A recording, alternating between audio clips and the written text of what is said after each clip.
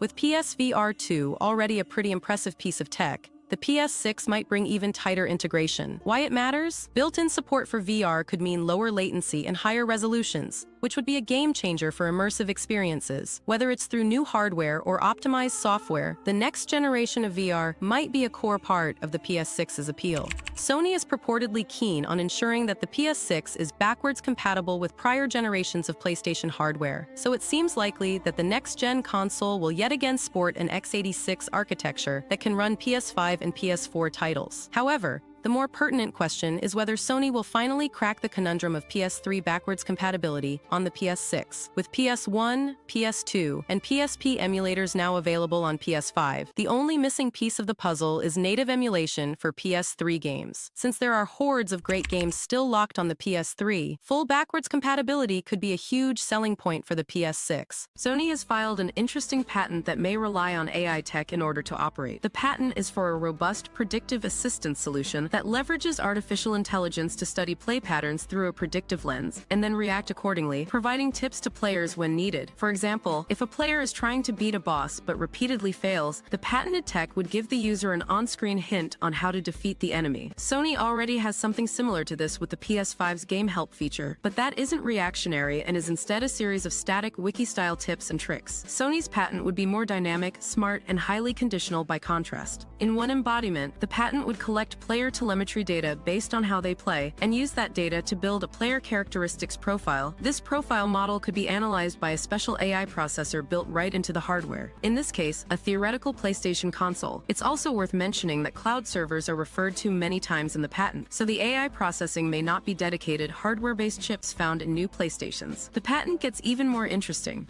The tips and tricks wouldn't just show up on the screen, but could also show up on the controller's face as well. This of course hints at a PlayStation controller with an actual display screen, specifically where the DualSense's touchpad currently is. It's possible that this patent will somehow tie into the extremely interesting game jump patents that Sony has previously filed. We could also see Sony add a dedicated AI processor, potentially a neural processing unit, into its next-gen PlayStation 6 console in an effort to unlock new levels of engagement across the console ecosystem. Yeah, baby! Yeah.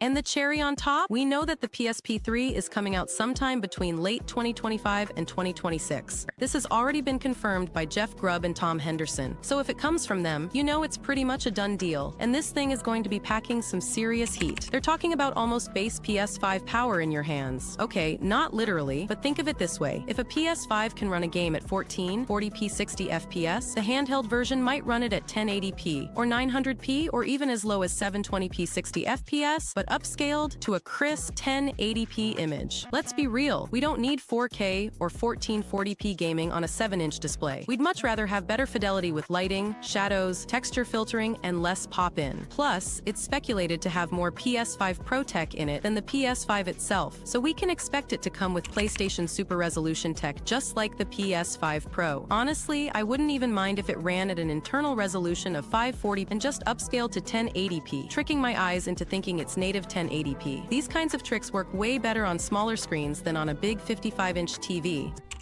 We also recently saw job listings in Japan about Sony trying to get people to assist them with getting their games working on different architectures, which has led people to believe that this could be for the new PlayStation Portable, maybe using ARM architecture.